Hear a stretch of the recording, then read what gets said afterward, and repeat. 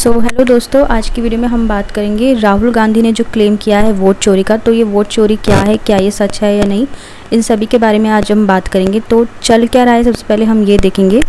राहुल गांधी ने अगस्त 7, 2025 को दिल्ली में प्रेस कॉन्फ्रेंस में ये दावा किया कि कर्नाटक के महादेवपुरा असेंबली सेगमेंट में 100,250 वोट्स फ्रॉडुलेंट तरीके से गई है। डुप्लीकेट एंट्रीज भी हुई है, इनवैलिड एड्रेसेस है, एक ही एड्रेस पर बल्क रजिस्ट्रेशंस हुए हैं, गलत फोटोग्राफ्स और फॉर्म 6 का मिसयूज़ भी शामिल है।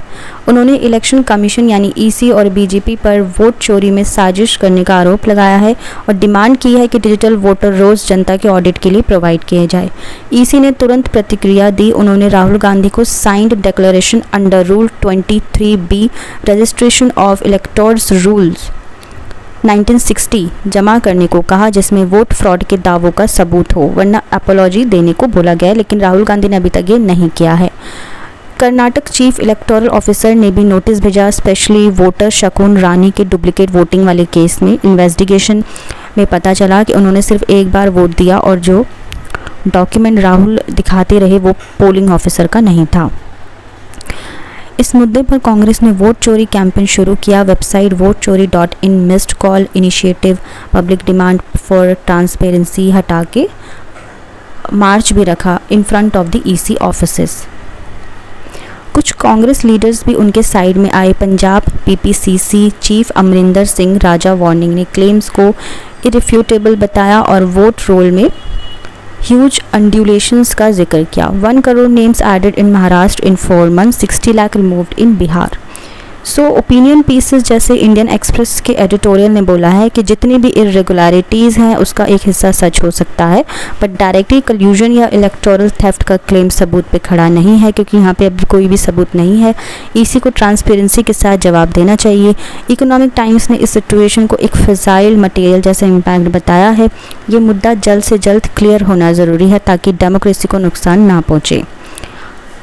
चीज़ों को समराइज़ करते हैं। देखिए, राहुल गांधी ने वोट चोरी के एलिगेशंस उठाए हैं, specially Bangalore central Mahadevapuram claiming lakhs of fraudulent votes. Election commission और कर्नाटक सीईओ ने इमीडिएट इंक्वायरी के लिए उनसे डॉक्यूमेंटेड एविडेंस और ओथ बैक्ड डिक्लेरेशन मांगी है, लेकिन अभी तक ये नहीं किया गया है। किसी भी पर्टिकुलर क्लेम जैसे कि शकुन रानी का केस को प्रिलिमिनरी प्रोब ने फैक्ट चेक किया और उनके एलिगेशंस को रिजेक्ट भी किया है। पॉलिटिकल एक्शन के रूप में वोट चोरी पब्लिक कैंपेन लॉन्च किया गया है। विदेश में मीडिया ओपिनियन, कुछ लोग डिमांड्स को सीरियस दे रहे हैं, लेकिन कुछ कह रहे हैं कि कांग्रेस का नैरेटिव ज़्यादा पॉलिटिकल है, ना कि फुल्ली एविडेंस। यहाँ पर अभी भी कोई भी अपना डिसीजन नहीं ले सकता है कि कौन सही है कौन नहीं है, क्योंकि हर कोई अपना नैरेटिव पुश कर रहा है। तो राहुल गांधी और कांग्रेस का स्टेंस यहाँ पे क्या है कि वो कह रहे हैं कि large scale voter list manipulation यहाँ पे हुई है, डुप्लीकेट फेक एंट्रीज हुई है, वोटर्स का गलत डिलीशन एडिशन हुआ है। डिमांड कर रहे हैं कि EC digital voter roll public करे ताकि जनता ऑडिट कर सके। ये बात डेमोक्रेटिक ट्रांसपेरेंसी के पॉइंट ऑफ व्यू से वैलिड लगती है। इलेक्शन कमीशन का स्टेंस की बात करते हैं तो ये कहते हैं अगर आपके पास प्रूफ है तो रूल के अंडर एफिडेविट दे दो, वरना बस हवा में इल्ज़ाम मत लगाओ। एंड दिस इज़ बिल्कुल ट्रू। ऐसा एक एफिडेविट ज़रूर इन लोगों को देना चाहिए ताकि कोई सबूत हो, क्योंकि हवा में कोई भी इनकी बात नहीं मानने वाला। कुछ स्पेसिफिक केसेस जैसे कि शकुन रानी, उन्होंने फैक्ट चेक करके कांग्रेस के एग्जाम्पल को गलत प्रूव किया है। इंडिया में वोटर लिस्ट इरेगुलरिटीज़ पुरानी प्रॉब्लम है। काफ़ी स्टेट्स में डुप्लीकेट या आउटडेटेड एंट्रीज मिलती हैं, लेकिन इसको वोट चोरी जैसे लार्ज स्केल प्लान्ड कॉन्स्पिरेसी के रूप में प्रूव करना अभी तक राहुल गांधी ने डॉक्यूमेंट्स से नहीं दिखाया है, सिर्फ हवा में बस बातें बोली है। अगर उनके पास रियल वेरीफिएबल डेटा है और ईसी ने इग्नोर किया तो उनका स्टैंड स्ट्रांग हो जाएगा। अगर प्रूफ नहीं आया तो ये पॉलिटिकल कैंपेन ज़्यादा लगेगा।